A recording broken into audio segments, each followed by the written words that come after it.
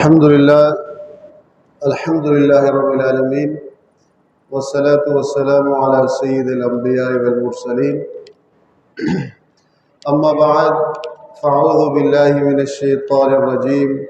بسم الله الرحمن الرحيم. يا أيها الذين آمنوا استعينوا بالصبر والصلاة إن الله مع الصابرين. ولا تقولوا لمن يقتل في سبيل الله أموات بل أحياء ولكن لا تشعرون. صدق الله العظيم وصدق رسوله النبي الأمين الكريم. استغفر الله ربي من كل ذنب وأتوب إليه. استغفر الله الذي لا إله إلا هو الحي القيوم وأتوب إليه. مولاي صل وسلم دائما أبدا على حبيبك خير الخلق كلهم.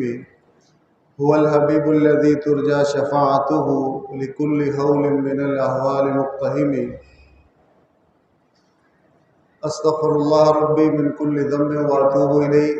استغفر الله الذي لا اله الا هو الحي القيوم واتوب الیہ. اللهم اغفر لي واغفر لي ولا تكلني الى اختياري. اللهم اغفر لي واغفر لي ولا تكلني الى اختياري. اللهم رب زدني علما. رب اشرح لي صدري ويسر لي امري واحلل عقدة من لساني يفقهوا قولي.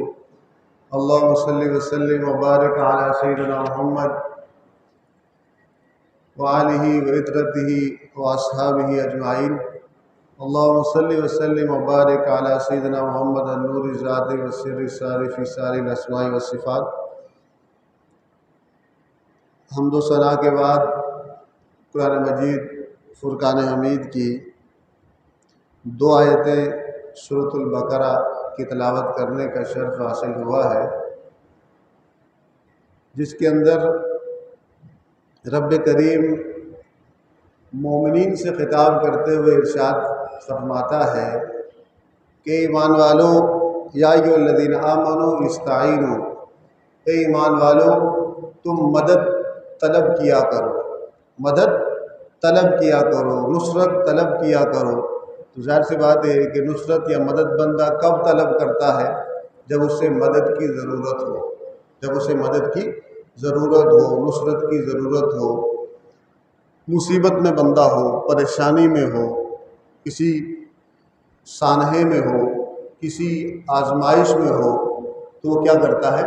کیا چاہتا ہے کہ اس کی کوئی شخص یا کوئی چیز یا کوئی بھی بندہ اس کو اس آزمائش، اس پریشانی، اس مصیبت سے کیا کرے؟ نکالے. تو رب کریم ارشاد فرماتا ہے کہ اے ایمان والو استعینوا، تم سب مدد چاہو، بالصبر، صبر کے ساتھ. مصیبت کا حل، کوئی مصیبت آ جائے، پریشانی آ جائے، جلد بازی سے یا شکوہ شکایت سے یا رونے دھونے سے وہ مصیبت اور پریشانی ختم نہیں ہو سکتی، بلکہ اس مصیبت اور پریشانی کو کوئی بندہ اگر ختم کرنا چاہتا ہے تو اس کے لیے پہلی جو شرط ہے وہ ضروری ہے کہ وہ دل کا مضبوط ہونا چاہیے. کیا ہونا چاہیے؟ کیا ہونا چاہیے؟ اس کی ول پاور اچھی ہونی چاہیے، اس کی قوت ارادی مضبوط ہونی چاہیے. اس قوت ارادی کے مضبوط ہونے کو، ول پاور کو اور دل کے مضبوطی کو صبر سے بھی تعبیر کرتے ہیں. کس سے تعبیر کرتے ہیں؟ صبر، پیشنس. انگلش میں پیشنٹ کا لفظ استعمال ہوتا ہے. صبر. اور صبر کس کو کہتے ہیں؟ حبس النفس و کف النفس، اپنے نفس کو کنٹرول کرنا، اپنے نفس کو روکے رکھنا. کس چیز سے؟ بے صبری سے. غلط، کیونکہ جذبات میں آ کر، پریشانی میں آ کر بندہ ممکن ہے کہ اس وقت حالات کی دباؤ کی وجہ سے، پریشر کی وجہ سے کوئی غلط فیصلہ کر لے، کوئی غلط بات کر لے، کوئی غلط ڈیسیژن لے لے جس کے نتائج کیا ہوں؟ برے ہوں. چونکہ محرم الحرام کی آج 9ویں تاریخ ہے، محرم حرمت والا مہینہ ہے. پچھلے جمعہ کو ہم نے سیدنا عمر فاروق رضی اللہ تعالی عنہ کی ذات مبارکہ اور آپ کی شخصیت کے کچھ گوشے حضور صلی اللہ علیہ وسلم سے آپ کے تعلق کی بات کی تھی. تو یہ 10 محرم یا 9 سے 10 محرم کے بارے میں انہوں نے بات کی تھی کہ یہ عاشورہ کے نام سے جانا جاتا ہے. آپ صلی اللہ علیہ وسلم نے اس دن کی فضیلت بیان کی ہے، روزہ رکھنے کی اس میں فضیلت بیان کی ہے کہ گناہوں کی مغفرت ہو جاتی ہے. اور آپ صلی اللہ علیہ وسلم نے روزہ خود بھی رکھا کرتے تھے اور فرمایا کرتے تھے کہ اگر ہو سکے تو کوئی بندہ 10 محرم یا عاشورہ کے دن کیا کرے؟ روزہ رکھے اس کی وجہ پچھلے جمعہ کو بیان کی تھی کہ سید حضور صلی اللہ علیہ وسلم جب مدینہ میں تشریف لائے تو یہودی رکھا کرتے تھے. حضور نے پوچھا کیوں رکھتے ہو؟ کہا کہ ہماری خوشی کا دن ہے. کیا خوشی ملی تھی؟ کہ موسیٰ علیہ السلام ان کی قوم کے لوگوں کو اللہ تعالیٰ نے فرعون کے عذاب سے اس کی تکلیف سے نجات دی تھی، یہ خوشی ملی تھی. اس کے شکرانے کے طور پر ہم روزہ رکھتے ہیں. تو حضور نے فرمایا تھا کہ نحن احق بہا منکم، ہم موسیٰ علیہ السلام کے زیادہ قریب ہیں تم سے، کیونکہ دین اسلام تو ایک ہے. آدم علیہ السلام سے لے کر خاتم النبیین حضور صلی اللہ علیہ وسلم تک جتنے نبی آئے ہیں سب نے ایک ہی پیغام دیا ہے، ایک ہی نظریہ دیا ہے، ایک ہی عقیدہ دیا ہے. وہ نظریہ، وہ عقیدہ، وہ بیلیف سسٹم کیا ہے؟ وہ اسلام ہے. وہ کیا ہے؟ لا الہ الا اللہ ہے. تو حضور نے فرمایا کہ ہم موسیٰ علیہ السلام کے قریبی زیادہ ہیں تمہاری بنسبت. تو حضور نے روزہ رکھا اور کہا کہ اگلے سال اگر میں رہا تو میں 9 اور 10 کا رکھوں گا، کیونکہ وہ صرف 10 کا رکھتے ہیں. یہودی کی مخالفت میں حضور نے فرمایا کہ میں 9 اور 10 کا رکھوں گا. لیکن اس کے ساتھ ساتھ اسلامی تاریخ جو ہے وہ ساری کی ساری، کیونکہ اسلامی تاریخ جو حضور صلی اللہ علیہ وسلم کے زمانے سے شروع ہوتی ہے وہ عروج کی تاریخ ہے. کس کی تاریخ ہے؟ عروج کی تاریخ ہے. وہ کامیابی کی تاریخ ہے. کس کی تاریخ ہے؟ وہ حق کی فتح کی تاریخ ہے، باطل کی ناکامی کی تاریخ ہے. وہ حزب اللہ جو اللہ کی جماعت تھی اس کی فتح کی تاریخ ہے، اس کی سکسیس، یعنی جو اس کی سکسیس ہے، کامیابی ہے، اس کے بارے میں ہمیں تاریخ بتاتی ہے. جو ہماری عروج کی تاریخ ہے، جو اسلامی تاریخ، تو ظاہر سی بات ہے کہ کسی بھی قوم کو اگر عروج آیا ہے تو وہ قربانیوں سے آیا ہے. کس سے آیا ہے؟ اس کے لوگوں نے، اس قوم کے لوگوں نے، اس نظریے کو ماننے والوں نے قربانیاں دی ہوں گی. اب وہ قربانی جان کی بھی ہو سکتی ہے، مال کی بھی ہو سکتی ہے، آل اولاد کی بھی ہو سکتی ہے، اپنے وقت کی بھی ہو سکتی ہے. یہ ہو ہی نہیں سکتا کہ آج کے دور میں بھی اگر کوئی بندہ کامیاب ہے، کامیابی کا الگ ایک تصور ہے انسان کا، ہر بندے کا یہ عمومی جو تصور ہوتا ہے کہ جو مالدار ہو اور خوشحال ہو اور اس کے ساتھ ساتھ دیندار ہو، کیا ہو؟ اس کو کامیاب تصور کیا جاتا ہے. عمومی ایک تصور ہے کہ مالدار کامیاب ہے، یا کوئی بات تصور یہ کہ اسلامی تصور یہ کہ دیندار بھی ہو، خوشحال بھی ہو اور پھر پلس میں مالدار بھی ہو تو وہ کامیاب ہے، فلاح کا تصور. تو ہمارے یہاں کامیابی کا تصور کیا ہے؟ ہمارے یہاں کوئی سوال کرے کہ بھئی ہو از سکسیسفل، کامیاب کون ہے؟ تو ہر بندہ اپنی ذہن، اپنی سوچ کے مطابق ایک الگ اس کی کیا کرے گا؟ ڈیفینیشن کرے گا. غریب آدمی ممکن ہے کہ امیر آدمی کی تعریف کرے، امیر آدمی اپنے سے زیادہ امیر آدمی کی تعریف کرے، اور ممکن ہے کہ مالدار سکون کی تعریف کرے، سکسیس کی تعریف جو کرے، کامیابی کی تعریف کرے کہ بھئی کامیاب کون ہوتا ہے، کامیاب لوگ کون ہیں. لیکن یہ تو کنفرم بات ہے، یہ تو کنفرم بات ہے کہ کامیابی کا تعلق صبر، استقامت، محنت کے ساتھ ہے. جو بندہ بھی اپنی فیلڈ میں نمایاں ہوگا، کامیاب ہوا ہوگا، جس شعبے میں بھی کامیاب ہوا ہوگا، جس شعبے میں وہ کام کر رہا ہے، اگر وہ اس میں کامیاب ہے، چاہے اس نے کامیابی جس طرح حاصل کی ہے، ریئل جو کامیاب ہوگا، جو اوریجنل کامیاب ہوگا، اس سے اگر آپ اس کی لائف ہسٹری سنیں گے کہ بھئی تم اپنی زندگی کے بارے میں بتاؤ، کوئی ایک ایسا کام بتاؤ کہ جو تم سمجھتے ہو کہ تمہاری کامیابی کا کیا ہے؟ بنیاد ہے. تو آپ جتنے بھی سکسیسفل لوگ جو ہے، کامیاب لوگ جو ہے، دنیاوی اعتبار سے ہوں یا دینی اعتبار سے ہوں یا اسلامک پرسپیکٹس کے اعتبار سے ہوں، تو وہ سب کے سب یہ بات ضرور کہیں گے کیا؟ کہ ہماری کامیابی کے پیچھے ہماری محنت ہے، کوشش ہے، اور مسلسل محنت اور کوشش صحیح سمت میں. مسلسل محنت اور کوشش کامیابی کی دلیل نہیں ہوتی. مسلسل محنت اور کوشش صحیح سمت اور درست سمت میں ہو کسی بھی شعبے میں تو اللہ تعالیٰ اس کو کامیابی نصیب کرتا ہے. تو قرآن مجید میں اس کو تعبیر کیا ہے استعینوا بالصبر والصلاۃ. 2 کام تم کرو، مصیبت میں یا پریشانی میں ہو یا اپنی زندگی میں تم کامیاب ہونا چاہتے ہو، استعینوا بالصبر والصلاۃ، صبر کو تھام لو اور صلاۃ، عبادت کو تھام لو. نماز کا ذکر کیوں کیا؟ کہ یہ ساری عبادات کا مجموعہ ہے. اس میں قرآن کی تلاوت بھی آ جاتی ہے، اس میں ذکر و اذکار بھی آ جاتا ہے، اس میں درود شریف بھی آ جاتا ہے، اس میں دعا بھی آ جاتی ہے. تو ذکر کس کا کر دیا؟ صلاۃ. کیونکہ صلاۃ جو ہے کلیکشن ہے، مختلف عبادات کا کیا ہے؟ مجموعہ ہے. صبر اور صلاۃ. صبر کا تعلق کس کے ساتھ ہے؟ صبر کا تعلق آپ کے رویے کے ساتھ ہے، کردار کے ساتھ ہے، آپ کی سوچ کے ساتھ ہے، آپ کی قوت فیصلہ کے ساتھ ہے، آپ کی قوت ارادی کے ساتھ ہے. آپ کس طرح سوچتے ہیں، کیا سوچتے ہیں، کن پیمانوں پر سوچتے ہیں، کن اصولوں پر سوچتے ہیں، کن بنیادوں پر سوچتے ہیں، اس کا تعلق کس کے ساتھ ہے؟ صبر کے ساتھ ہے۔ صبر میں تسلسل بھی آتا ہے، صبر میں مستقل مزاجی بھی آتی ہے، صبر میں ول پاور بھی آتی ہے، صبر میں قوت ارادی کا مضبوط ہونا بھی آتا ہے، صبر میں مایوسی نہیں آتی۔ صبر میں یہ تو ایک عام ہے، یہ ادھورا تصور ہے کامیابی کا۔ صبر، ہر کامیاب بندہ جو اللہ کو مانے نہ مانے، اس نے وہ صبر کے پیراڈائم میں یا صبر کے پیرامیٹر پر پورا اترا ہوگا۔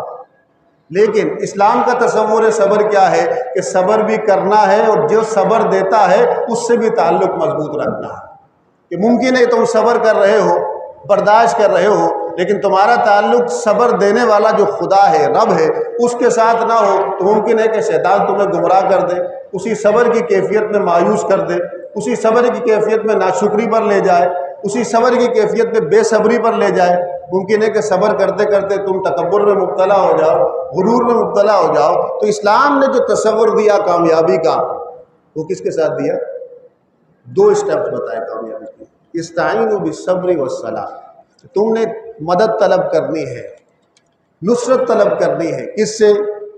صبر کے ساتھ، والصلاۃ، عبادت کے ساتھ، نماز کے ساتھ۔ صلاۃ کا ذکر کیوں کیا؟ کہ صلاۃ ساری عبادات کا مجموعہ ہے۔ کیا ہے؟ حضور سیدنا امام حسین رضی اللہ تعالی عنہ یا شہدائے کربلا کی ذات مبارکہ یا ان کی حیات طیبہ کا اگر آپ مطالعہ کریں، اور خاص کر سیدنا امام حسین رضی اللہ تعالی عنہ کے جو خطبات ہیں، جو آپ نے محرم کی ابتدائی تاریخ سے 10 محرم تک جو دیے ہیں، اپنے لوگوں کو دیے ہوں یا ابن زیاد کے یزیدی لشکر کے سامنے جو خطبات دیے ہیں، اس میں آپ کو دو چیزیں نمایاں نظر آئیں گی۔ ایک ذکر اللہ کی تعریف، اور دوسرا صبر۔ کہیں بے صبری نہیں ہے، کہیں جلد بازی نہیں ہے، کہیں ان کے سامنے التجا نہیں ہے، ان کے سامنے انکساری کا اظہار نہیں ہے، کہیں ان کے سامنے اپنی بے صبری کا اظہار نہیں کر رہے۔ وہ تسلیم و رضا کے پیکر ہے، وہ صبر کے پیکر ہے، اسوہ رسول کے پیکر ہے۔ آپ کو یہ چیز نمایاں نظر آئے گی، یا تو وہ نماز میں مشغول ہے، یا وہ دعا میں مشغول ہے، یا وہ ذکر میں مشغول ہے۔ ان کی دعا کیا ہے کہ رب جس آزمائش میں تو ہمیں ڈال رہا ہے، ہمیں اس میں کامیابی عطا فرما۔ تسلیم و رضا کیا ہوتا ہے کہ رب جس حال میں رکھے اس حال میں خوش رہنا، اور اس حال کو کامیابی کے ساتھ گزارنے کی رب سے دعا کرنا، یہ تسلیم و رضا ہے۔ یہ کیا ہے؟ تسلیم و رضا ہے۔ تو سیدنا امام حسین رضی اللہ تعالی عنہ، آپ صلی اللہ علیہ وسلم کی ظاہری وفات کے 50 سال بعد 60 ہجری تو پھر 61 ہجری جب محرم شروع ہوا، تو 10 محرم کا واقعہ ہوا۔ ویسے تو اس میں نے کیا کہا کہ جو بھی ایک کامیابی کی، کسی قوم کی کامیابی یا کسی نظریے کی کامیابی کی تاریخ ہوتی ہے، وہ قربانیوں سے بھری ہوئی ہوتی ہے۔ ایک دنیاوی مقصد ہوتا ہے، ایک اخروی مقصد ہوتا ہے۔ اور اسلام میں جو قربانی کی تاریخ ہے، جس نے قربانی دی، جان کی قربانی دی رب کی راہ میں، وہ مقام شہادت پہ فائز ہوتا ہے۔ کس پہ فائز ہوتا ہے؟ کس پہ فائز ہوتا ہے؟ اور شہادت کا مطلب کیا ہے؟ حاضر ہونا۔ اور شہید کیا ہوتا ہے؟ رب کے حضور حاضر ہو جاتا ہے تو اس کو شہید کا کہتے ہیں۔ رب کا دیدار کر لیتا ہے تو اس کو شہید کہتے ہیں۔ تو شہید کے بارے میں کیا حکم ہے شریعت کا؟ شہید کو ہم کیسے دیکھتے ہیں؟ غیر مسلم ہوں، کفار ہوں، ان کو کسی نے ان کے فوجی بھی، ان کے جرنیل بھی، ان کے لیڈر بھی اپنی قوم کے لیے، اپنے نظریے کے لیے، باطل نظریے کے لیے، یعنی کفر کے نظریے کے لیے قربانیاں تو دیتے ہیں، لیکن وہ مقام شہادت جو اسلام کا ہے اس میں نہیں پہنچ سکتے۔ کیوں؟ کہ جو شہید وہ ہوتا ہے کہ آپ صلی اللہ علیہ وسلم نے دعا مانگی، اللہم ارزقنی شہادت فی سبیلک، ایک روایت میں ہے، اور دوسری روایت میں کہ اللہم انی اسألک شہادۃ فی سبیلک، رب میں تجھ سے مانگتا ہوں کہ مجھے اپنی راہ میں تو شہید کر دے۔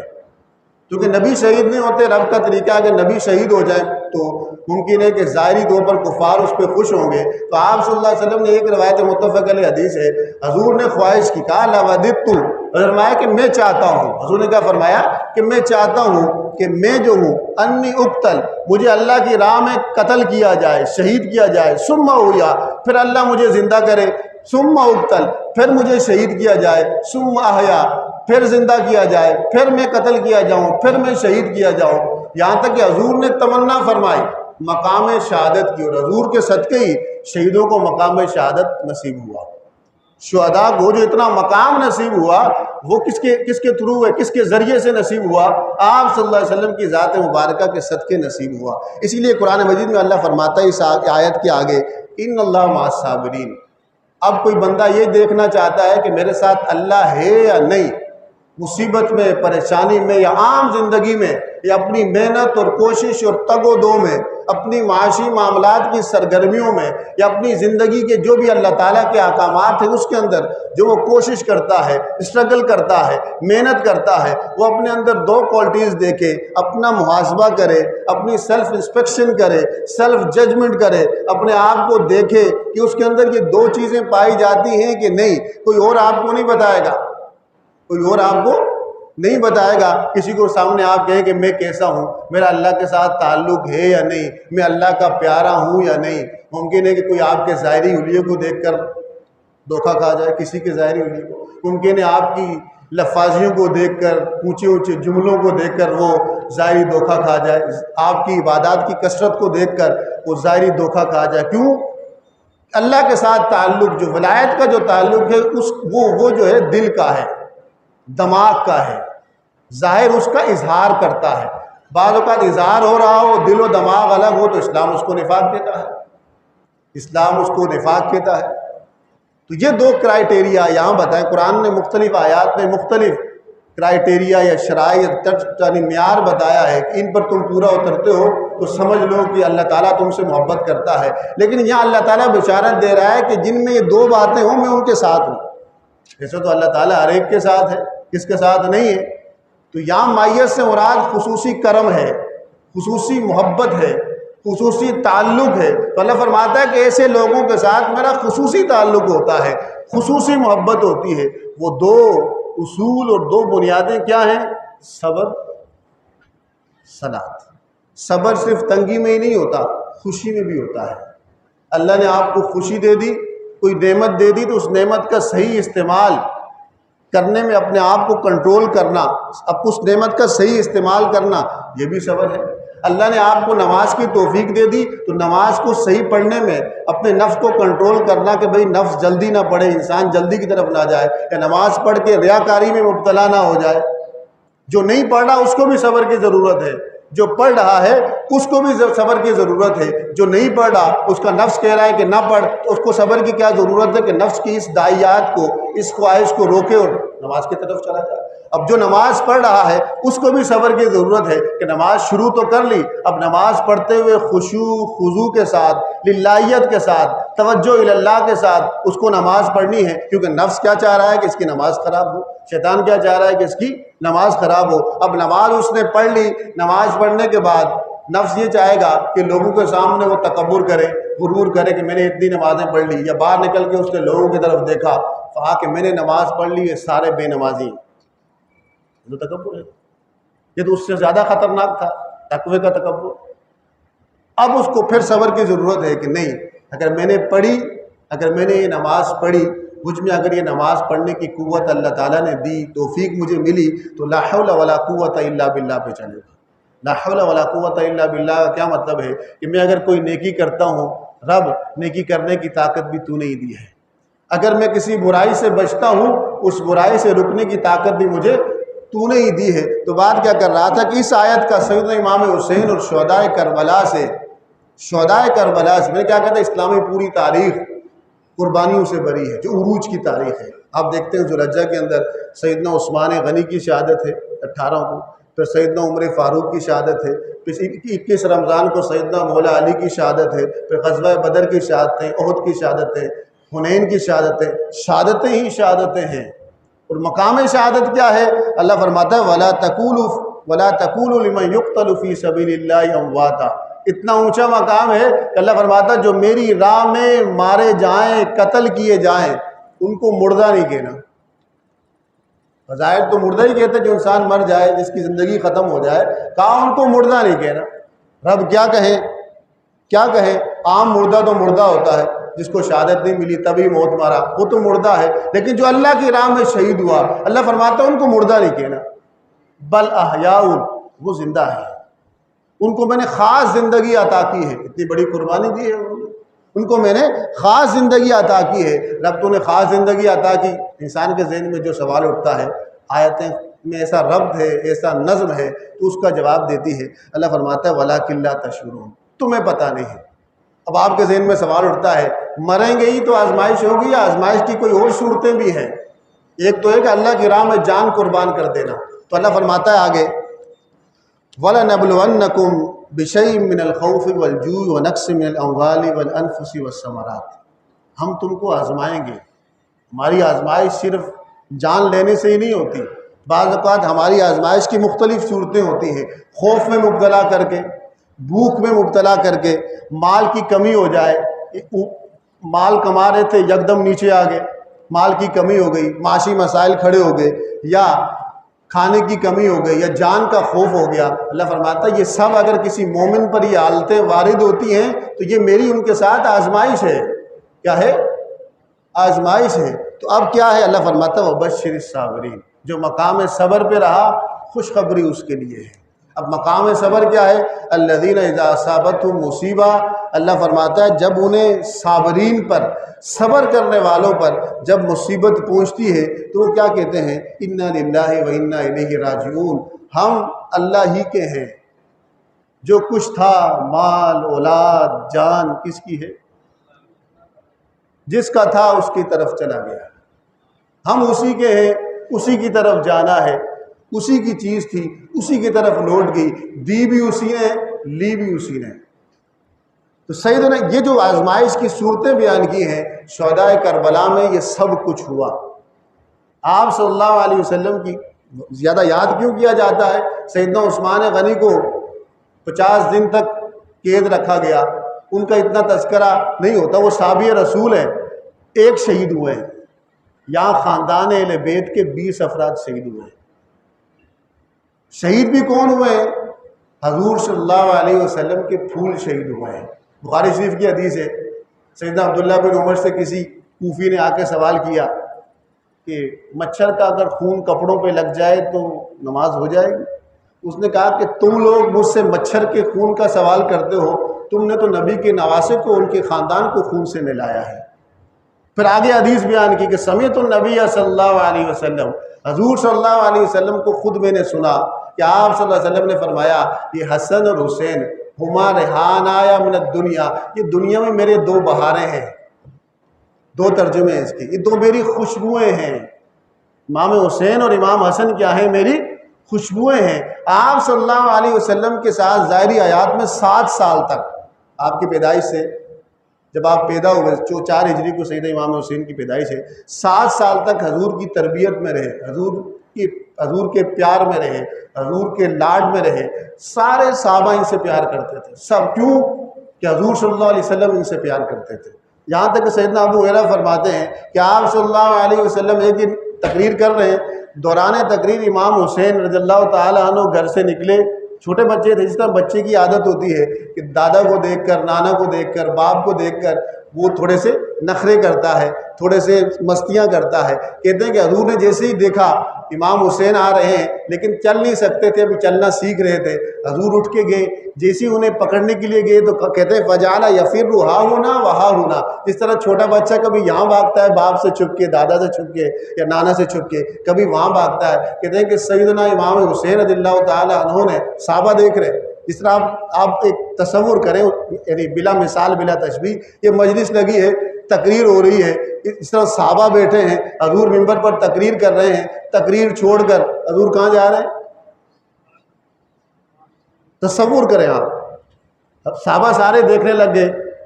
وہ بھی دین ہی تھا، منبر پہ بھی دین سکھایا جا رہا تھا، عمل سے بھی دین سکھایا جا رہا تھا، منبر پہ بھی دین سکھایا جا رہا تھا، عمل سے بھی دین سکھایا، وہ دین ہی تھا۔ منبر پہ جو حضور بات کر رہے تھے وہ قولی دین تھا، عمل کا جو اظہار کر رہے تھے تو وہ عملی دین تھا۔ صحابی فرماتے ہیں، سیدنا ابو ہریرہ فرماتے ہیں کہ وہ سیدنا امام حسین کبھی ادھر بھاگتے، حضور ان کے پیچھے جاتے، کبھی ادھر بھاگتے۔ باپ پکڑ سکتا ہے بچے کو، دادا چھوٹا بچہ کتنا بھاگے گا؟ حضور کہتے ہیں کانا یضاحک النبی صلی اللہ علیہ وسلم، آپ صلی اللہ علیہ وسلم امام حسین کو ہنساتے ہیں، چھوٹے بچے کو جس طرح ہنسایا جاتا ہے۔ کہتے ہیں پھر حضور ان کو پکڑتے ہیں، گود میں ڈالتے ہیں، پیار کرتے ہیں اور کہتے ہیں کہ میں اس سے پیار کرتا ہوں۔ دوسری جگہ بشارت دی کہ احب اللہ احبہ اللہ، اس سے اللہ پیار کرتا ہے، میں بھی پیار کرتا ہوں، مومنو تم بھی پیار کرو۔ صحابہ کرام کیا کرتے تھے پیار، صحابہ کرام پیار کیا کرتے تھے۔ ایک دفعہ ابو ہریرہ رضی اللہ عنہ کہا ظلم ہوا کس کے ساتھ ہے؟ کیا کس نے ہے؟ کلمہ پڑھنے والوں نے۔ آپ خود اندازہ لگائیں، کسی کے سامنے اس کے ایک بیٹے کو قتل کر دیا جائے، اس کی گردن کاٹ دی جائے، اس کے ہاتھ کاٹ دیے جائیں، اس کا سینہ چاک کر دیا جائے، کیا وہ دیکھ پائے گا؟ کسی کے سامنے اس کے چھوٹے بیٹے کو، اس کے بھائیوں کو، اس کی اولاد کو، اس کے بھانجوں کو، بھتیجوں کو، اس کے سامنے یہ 82 لوگ تھے، لڑنے والے کتنے تھے؟ 70 یا اس سے بھی کم۔ وہ 4 سے 10 سے 15 ہزار فوج کیا کرنے آئی تھی؟ کیا ڈر تھا انہیں؟ اصل ڈر تو ان لوگوں کو تھا جنہوں نے خط بھیجے تھے، یزید اور اس کے اعلی کار کو ڈر تو یہی تھا کہ بلایا بھی خود، بے وفائی بھی کی۔ اکثر لشکر میں تو وہ سردار ہی تھے نا۔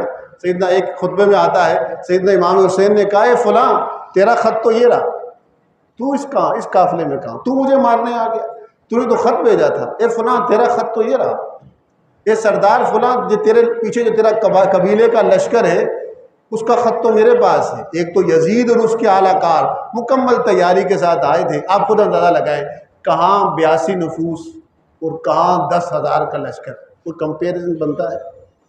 10,000 کا لشکر کس کو شہید کرنے آ رہا ہے؟ سیدنا امام حسین رضی اللہ تعالیٰ عنہ کھڑے، کہا تم مجھے جانتے ہو؟ انا حسین بن علی، میں علی کا بیٹا حسین ہوں۔ انا حسین بن فاطمہ بنت رسول اللہ صلی اللہ علیہ وسلم، میں وہی حسین ہوں جن کو تم جانتے ہو، میں علی کا بیٹا ہوں، حضور کی صاحبزادی سیدہ کائنات کا صاحبزادہ ہوں اور حضور کا نواسہ ہوں۔ میں وہی حسین ہوں جن کے حضور صلی اللہ علیہ وسلم لاڈ اٹھایا کرتے تھے، جن سے پیار کیا کرتے تھے۔ اگر دوران نماز صحابی فرماتے ہیں کہ اگر سیدنا حضور جب عشاء کی نماز ایک دن پڑھا رہے ہیں، سجدے میں چلے گئے، امام حسین رضی اللہ تعالیٰ عنہ چھوٹے سے معصوم بچے تھے، حضور کے کاندھوں میں آ کے سوار ہو گئے۔ ایک صحابی نے کوشش کی کہ ہٹائیں، حضور نے روک دیا، سجدہ لمبا کر دیا، سجدہ لمبا کر دیا۔ محبت کا اظہار تھا، محبت کا اظہار تھا، چھوٹے بچے پہ شفقت کا اظہار تھا، حضور کا خصوصی تعلق تھا۔ ایک صحابی کہتے ہیں کہ آپ صلی اللہ علیہ وسلم کے پاس ایک شخص رات کو آیا، کچھ کام تھا، دروازہ کھٹکھٹایا، حضور نے چادر اوڑھی ہوئی تھی، چادر اپنے جسم پہ زیب تن کی ہوئی تھی، تو کہتے ہیں کہ آپ صلی اللہ علیہ وسلم سے کچھ سوال پوچھنے لگا، کچھ کہا یا رسول اللہ یہ آپ نے چادروں کے اندر کیا چھپایا ہوا ہے؟ کہتے ہیں کہ آپ صلی اللہ علیہ وسلم نے وہ چادریں ہٹائی تو ایک طرف حسن تھے اور ایک طرف حسین تھے، ایک طرف حسن تھے اور ایک طرف حسین تھے۔ اور جب بعض اوقات صحابہ کہتے ہیں کہ آپ صلی اللہ علیہ وسلم گھر سے باہر نکلتے، ایک کاندھے پہ حسن سوار ہوتے، ایک کاندھے پہ حسین سوار ہوتے، تو ایک صحابی نے کہا کہ بچوں تمہاری سواری کتنی اچھی ہے، تمہاری سواری کتنی اچھی ہے کہ نبی خاتم الانبیاء اللہ کا محبوب تمہاری کیا بنا ہوا ہے؟ سواری بنے ہوئے ہیں۔ تو حضور نے فرمایا کہ اگر سواری اچھی ہے تو سوار بھی اچھے ہیں، اگر سواری کمال کی ہے تو سوار بھی کیا ہے؟ کمال کے ہیں، سوار بھی کمال کے ہیں۔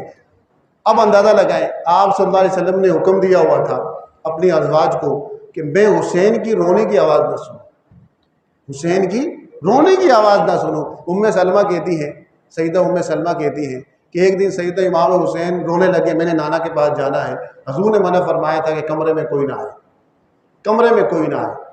تو کہتے ہیں کہ حضور کا حکم بھی تھا کہ حسین کو رونے نہیں دینا، سو سیدنا امام حسین تقاضا کر رہے تھے کہ نانا کے پاس کمرے میں جانا ہے۔ تو کہتے ہیں کہ آپ نے دروازہ کھول لیا، کمرے میں چلے گئے، گود میں بیٹھ گئے۔ تو کہتے ہیں مسند امام احمد بن حنبل کی اگلی حدیث کی روایت کے الفاظ بیان کر رہا ہوں، وہ ہے کہتے ہیں کہ آپ صلی اللہ علیہ وسلم وہ سیدنا امام حسین گود میں بیٹھے، حضور نے پیار کیا، چلے گئے۔ تو مسند امام احمد بن حنبل اس حدیث کو لائے ہیں، راوی اس کے مولا علی ہیں۔ تو فرماتے ہیں کہ حضور صلی اللہ علیہ وسلم رو رہے، مولا علی تشریف لائے، کہا کہ یا رسول اللہ وما یبکی کا، آپ کیوں رو رہے ہیں؟ سیدہ امام حسین رضی اللہ تعالیٰ عنہ کی شہادت کی خبر کی جو روایتیں ہیں، سیدہ ام سلمہ، سیدہ عائشہ صدیقہ، سیدنا عبداللہ بن عباس، سیدنا علی المرتضیٰ، صحیح روایات میں بیان کیا کہ آپ صلی اللہ علیہ وسلم نے اپنی حیات میں بتا دیا تھا کہ میرا یہ نواسہ شہید کیا جائے گا، وہی فرات کے کنارے پر۔ سیدنا علی فرماتے ہیں کہ میں نے پوچھا یا رسول اللہ آپ کیوں رو رہے ہیں؟ ایک چھوٹا معصوم کسی کا بچہ ہو کھیل رہا ہو، اس کو خبر مل جائے کہ یہ اور اس کے ساتھ اس کے بچے اور نواسے، تیرا یہ نواسا، کسی بندے کو خبر ملے کہ تیرا یہ پوتا اور اس کے آگے اولاد فلاں جگہ پہ اس طرح کیا جائے گا، ان کو کاٹا جائے گا، پیٹا جائے گا، دل پہ کیا گزرے گی؟ دل پہ وہ تو رسول اللہ صلی اللہ علیہ وسلم ہے، مقام صبر پر فائز ہیں، حضور کی آنکھوں سے آنسو تھے۔ سیدنا علی فرماتے ہیں کہ میں نے پوچھا یا رسول اللہ آپ کیوں رو رہے ہیں؟ یہ آنسو کس چیز کے ہیں؟ یہ آنسو کس چیز کے ہیں؟ تو حضور نے فرمایا کہ جبریل آئے تھے، مجھے کہا کہ آپ کے اس حسین کو شہید کیا جائے گا۔ کیا کیا جائے گا؟ شہید کیا جائے گا۔ تو سیدنا مولا علی فرماتے ہیں کہ میں نے پوچھا یا رسول اللہ کیا، کہا حضور نے فرمایا کہ مجھے مٹی بھی دے گے۔ کہا یا رسول اللہ کیا میں اس مٹی کو سونگھ سکتا ہوں؟ کہا سونگھ لو۔ سیدنا علی فرماتے ہیں کہ میں نے سونگا اور آپ بھی رونے لگ گئے۔ کسی کے غم میں رونا اور ہوتا ہے، گریہ کرنا، نوحہ کرنا، ناشکری کرنا اور ہوتا ہے۔ سیدنا امام حسین رضی اللہ تعالیٰ عنہ کے فضائل میں سیدنا احمد بن حنبل کی کتاب ہے، اس کے اندر آپ نے ایک باب باندھا۔ آپ فرماتے ہیں کہ امام حسین فرماتے ہیں، کیا فرماتے ہیں؟ امام حسین فرماتے ہیں کہ من دمعتا عینایا فیا دمعتن او قطرتن قطرتن، کوئی ہماری یاد میں، ہم خاندان اہل بیت کی یاد میں کوئی مومن بندہ کی آنکھیں اگر روئی، کیا ہوئی؟ رونے سے مراد ہے کہ اگر ایک ہی قطرہ ہی نکلا پیار میں، محبت میں۔ کیوں؟ کہ حضور پیار کیا کرتے تھے، حضور کا ان کے ساتھ محبت کا تعلق تھا۔ کہا کہ اللہ تعالیٰ اس کو اس رونے کا بدلہ عطا کرے گا، اجر عطا کرے گا، اجر عطا کرے گا۔ ایک ذیلی روایت میں سیدنا امام حسین رضی اللہ تعالیٰ عنہ نے بھی ارشاد فرمایا جس نے ہم سے پیار کیا، محبت کا تعلق رکھا، کہا کہ میری 2 انگلیاں دیکھ رہے ہو؟ راوی نے کہا، انہوں نے کہا ہم دیکھ رہے ہیں۔ کہا جس طرح یہ 1-2 انگلیاں آپس میں قریب ہیں، قیامت والا دن وہ میرے ساتھ اس طرح قریب ہوگا۔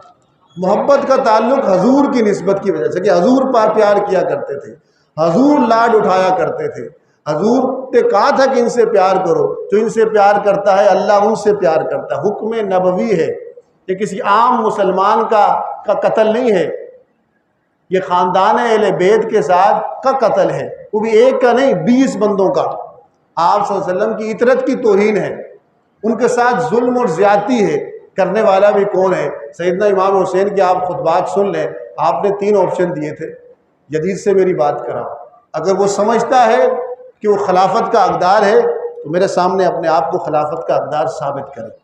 ابن زیاد کو کہا آپ نے کہ میں 3 آپشن دیتا ہوں، یا مجھے مکہ جانے دو، یا سرحدی علاقوں میں جانے دو، اگر یہ دو تمہیں آپشن قبول نہیں تو یزید کے ساتھ میری ملاقات کرواؤ۔ وہ اپنے آپ کو اہل سمجھتا ہے خلافت کا، ولی عہدی کا، تو مجھ سے بات کرواؤ، اپنے آپ کو ثابت کرے۔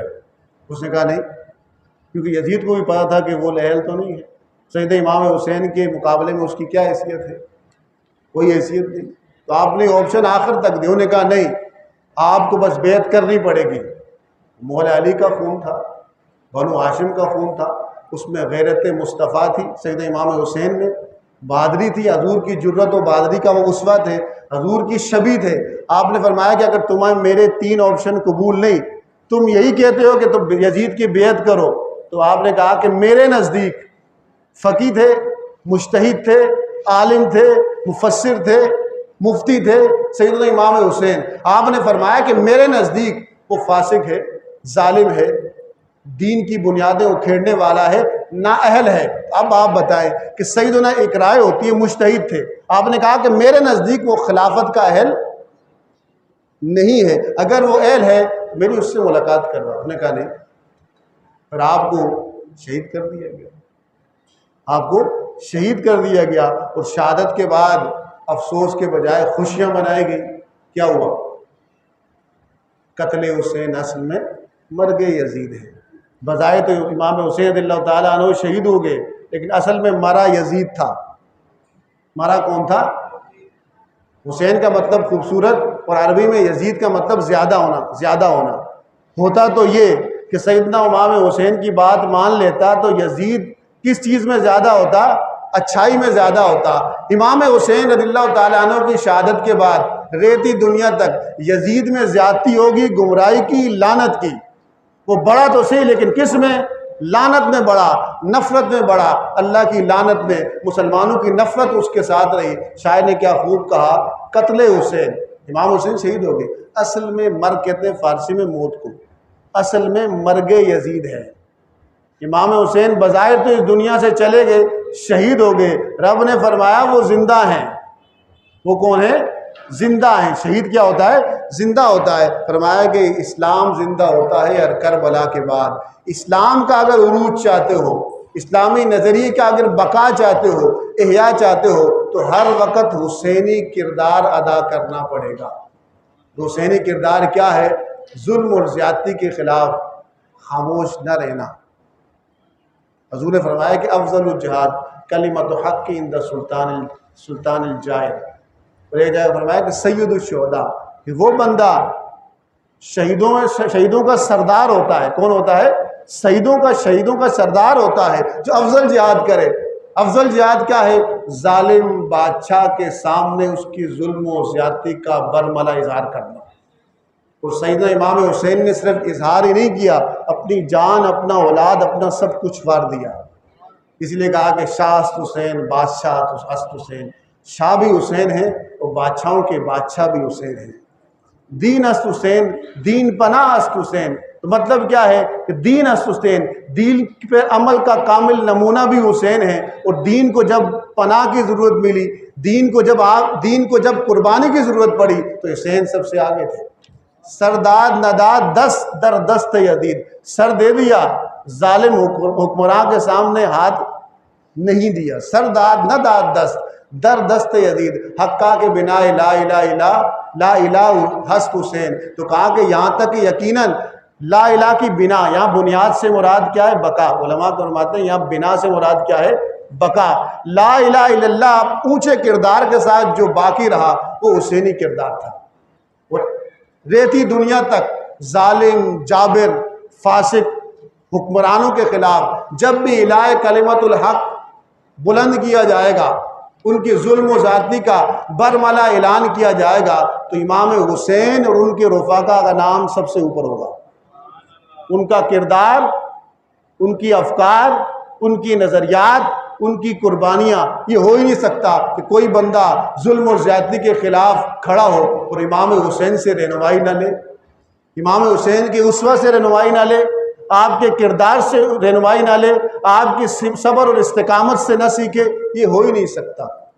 سیکھے گا جو مومن ہوگا، جو مسلمان ہوگا، وہ سیدنا امام حسین سے محبت بھی کرے گا، محبت کا اظہار بھی کرے گا، اور آپ کے کردار سے استفادہ بھی کرے گا، اور عملاً اس کے اظہار کی کوشش بھی کرے گا۔ تو اللہ تعالیٰ سے دعا کریں کہ رب کریم ہم سب کو امام حسین رضی اللہ تعالیٰ عنہ جیسی صبر، استقامت، قوت، بہادری، شجاعت اور تعلق مع رسول نصیب فرمائے، دین کا وہ درد نصیب فرمائے، دین کی وہ سمجھ اور فہم نصیب فرمائے، دین کی اطاعت کا وہ جذبہ نصیب فرمائے، آپ صلی اللہ علیہ وسلم سے ان کا محبت کا وہ جذبہ نصیب فرمائے جو سیدنا امام حسین رضی اللہ تعالیٰ عنہ کو عطا ہوا تھا۔ تو اللہ تعالیٰ شہدائے کربلا کے درجات کو مزید بلند فرمائے، ان کی برکات، ان کے فیوزات سے ہم سب کو مستفیض فرمائے، جو کچھ سنا اس پر عمل کرنے کی ہم سب کو توفیق نصیب فرمائے۔ وما علیہ الا البلاغ۔